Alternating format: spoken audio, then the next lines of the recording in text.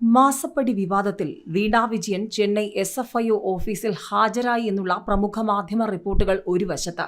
ഇതിനിടയിൽ ധാതുമണൽ സമ്പത്ത് കൊള്ളയടിക്കാൻ KSIDC കൂട്ടുനിന്നുവെന്നും കൂടുതൽ രേഖകൾ SFIOയ്ക്ക് കൈമാറിയെന്ന് പറഞ്ഞുകൊണ്ട് ഷോൺ ജോർജും രംഗത്ത് വന്നതോടെ വരും ദിവസങ്ങളിൽ ഈ വിഷയങ്ങളിൽ നിർണായകമായ വിവരങ്ങൾ പുറത്തുവരുമോ എന്നുള്ളതാണ് ഏവരും ഉറ്റുനോക്കുന്നത്.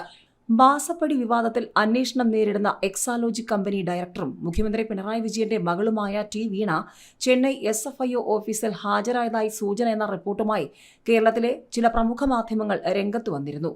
അഭിഭാഷകർക്കൊപ്പം എത്തിയ വീണ രാവിലെ 9 മണി മുതൽ 12 മണി വരെ ഓഫീസിൽ ചെലവഴിച്ചതായാണ് വിവരം. അന്വേഷണം റദ്ദാക്കണമെന്ന ആവശ്യം കർണാടക ഹൈക്കോടതി തള്ളിയ സാഹചര്യത്തിൽ SFIO യൂണിറ്റ് മുൻപാകെ വിശദീകരണം നൽകാനാണ് വീണ എത്തിയത്. എന്നാൽ അന്വേഷണത്തിന് നേതൃത്വം നൽകുന്ന അരുൺ പ്രസാദിനെ വീണ നേരിൽ കണ്ടില്ലെന്നാണ് വിവരം. ദക്ഷിണേന്ത്യയിൽ ചെന്നൈയിൽ മാത്രമാണ് SFIOയ്ക്ക് ഓഫീസുള്ളത്. ഇതിനിടെ CMRL, എക്സാലോജിക്, KSIDC എന്നിവർക്കെതിരെ നടക്കുന്ന അന്വേഷണവുമായി ബന്ധപ്പെട്ട് SFIOയ്ക്ക് കൂടുതൽ രേഖകൾ കൈമാറിയെന്ന BJP നേതാവ് ഷോൺ ജോർജും വ്യക്തമാക്കി.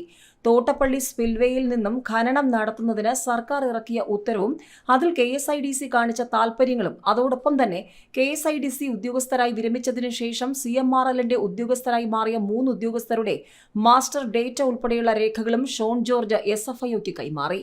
കരിമണൽ ഖനനവുമായി ബന്ധപ്പെട്ട് നടന്ന ദുരൂഹ ഇടപാടുകളുമായി ബന്ധപ്പെട്ട രേഖകളാണ് കൈമാറിയത്.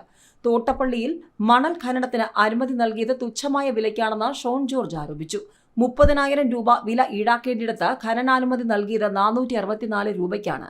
KMMLന് കുറഞ്ഞ വിലയ്ക്ക് മണൽ നൽകാൻ KSIDC ഇടപെട്ടു.